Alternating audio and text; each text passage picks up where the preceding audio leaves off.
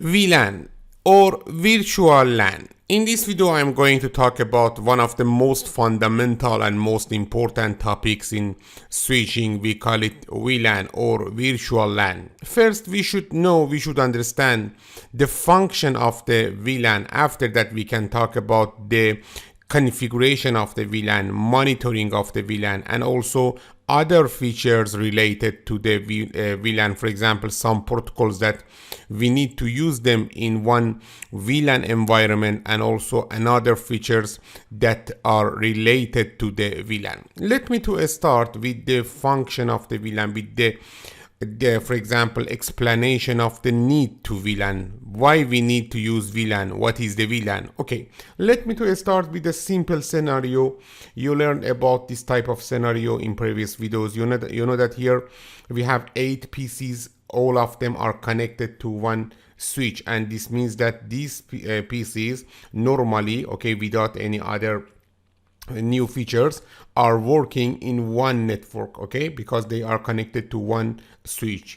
Let me to give you one explanation about the frame maybe we have in this network. You know that in the networks, for example, between the PCs, we have 3 type of Macs, or 3 type of frames. Okay, the first type is the unicast, the second type is the multicast, and the third type is the broadcast. As I mentioned before, for unknown unicast and for broadcast, okay, always we should flood the frame. For example, let me to write here, for the unknown unicast means the unicast that are not available on the MAC address table, and also for broadcast means for all of the packets that is sending or are sending to the destination of the 12F. We need to flood the frame. What is the flood? Flood means sending or advertising the frame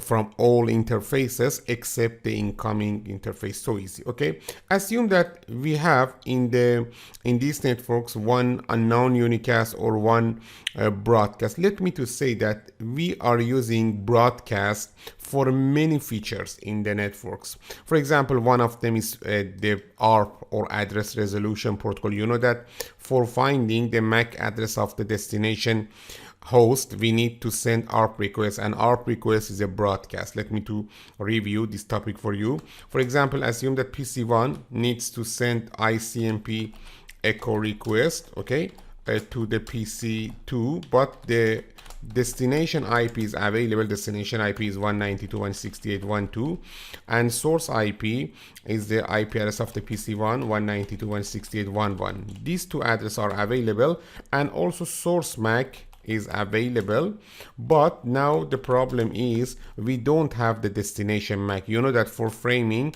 we need the destination MAC, and you know that here we are using the ARP protocol or address resolution protocol. How ARP is working?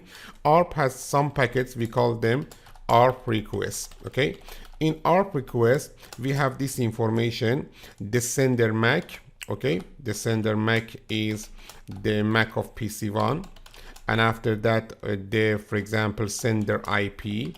The sender IP is the 192.168.1.1, and after that the destination MAC that is not available, we call it target MAC. Let me to write here target MAC, and after that we don't have target MAC, and after that target IP. Target IP is 192.168.1.2. okay, and the ARP request itself is a broadcast. It means the destination MAC address of this ARP is quad F.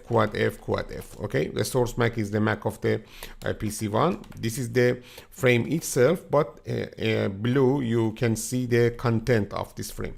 This frame should be sent after receiving by all PCs. All PCs should drop this ARP request, and only one of them, the target IP, should answer with the ARP reply. Because of that, for finding the MAC address of the destination or receiver system, we need to use the ARP. Also, and you know that the ARP is using the broadcast. Also, let me to say that many protocols and many features in the networks are using the broadcast, and because of that, every time we have broadcast, you know it. After that, for completing the MAC address table in a switch, as I explained in the previous video, you need unknown unicast, and we are using unknown unicast for example, if completing the routing table, the MAC address table. You learn about the feature when the, for example, switch 1 is sending traffic to, when computer 1 sending traffic to switch 1, the switch 1 first should learn the MAC address of the sender or the source MAC, and after that the switch 1 should flood the frame, the first frame. Why? Because this is unknown unicast. Because of that, we can say every time we have unknown unicast frames and also broadcast frame in one network, and the switch should flood these frames to all other interfaces except the incoming interface. Okay, let me to give you one for example here.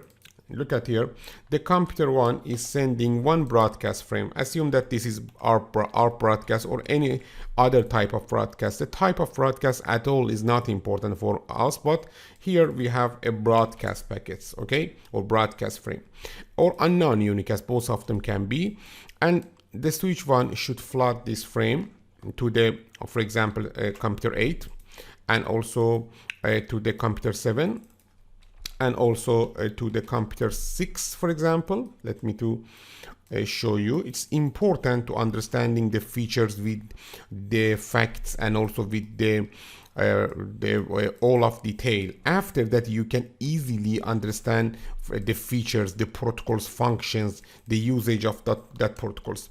Because of that, you need to understand carefully everything in network.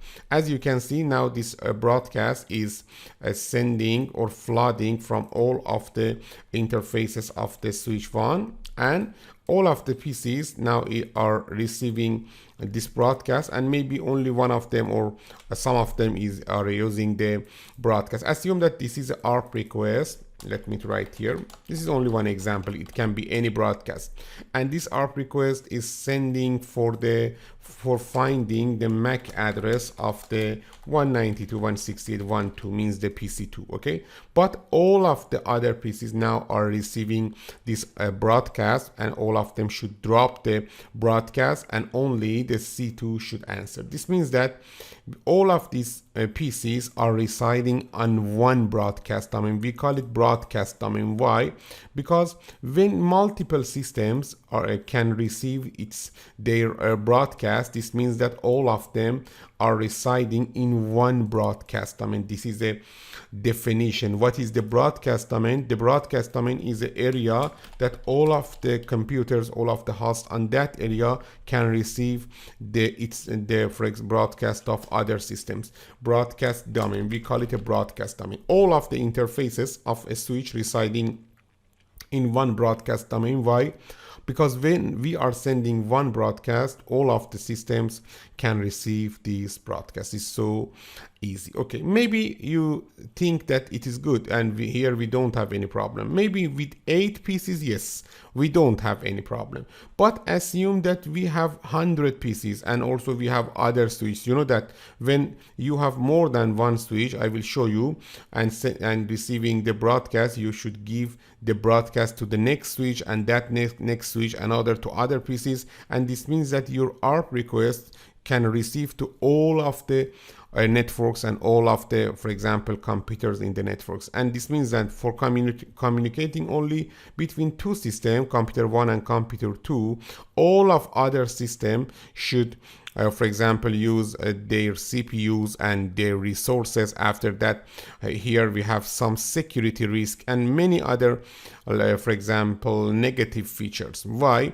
Because when we are sending a broadcast, this broadcast should receive to all of other systems, and all of other systems should analyze the broadcast, and then maybe in some cases they need to drop it. Assume that we have a for example, a place or area. In this area we don't have any wall, okay, and all of the 100 peoples or 1,000 peoples are residing in a flat without any wall. Okay, in these cases, when you are talking with one of your friends, all of the other people that are residing in this place here can hear your for example, words, and this means that they should analyze, they should use their brain, and after that, maybe, for example, this here you don't want to other people hear about your words, and this means that this is a security risk, and some other, for example,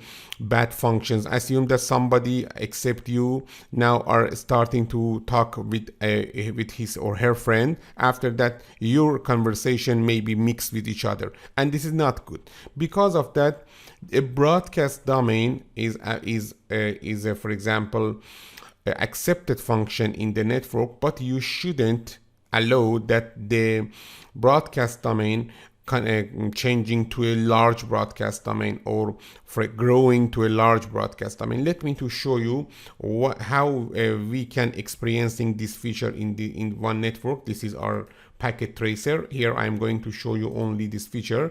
Let me to add one 2960 switch. After that we can add 8 PCs, 1 2 3. Okay, only I'm going to show you the concept of a broadcast domain. After that we can talk about another feature. Until now I didn't talk about anything about the, for example, VLAN. Only we are talking about our previous knowledge. Let me to connect the PCs and to the switch. As you can see here, we have 8 PC. All of them are connected to the switch with one straight through cable, and after that I will send one broadcast. For example, we can use the ARP request, and after that we can see that this broadcast is advertising to all or forwarding to all other computers. Let me to assign one of them one IP address here. This is the PC1. The IP address of this PC1 is 192.168.1.1. Okay, and also let me to assign the IP address to PC2 also 192.168.1.2. Other PCs now are not necessary for IP addressing. Let me to show you the process of advertising. We can use the simulation mode again, and after that let me to send a traffic. First we need to filter only ICMP and ARP packets. Look at here. Here I'm going to send one broadcast with the ping 192.168.1, for example 2. You know that the first thing is happening is sending the ARP request. After sending ARP request and finding the ARP reply, receiving the ARP reply, we can send the ICMP packet. And here, as you can see in the ARP, this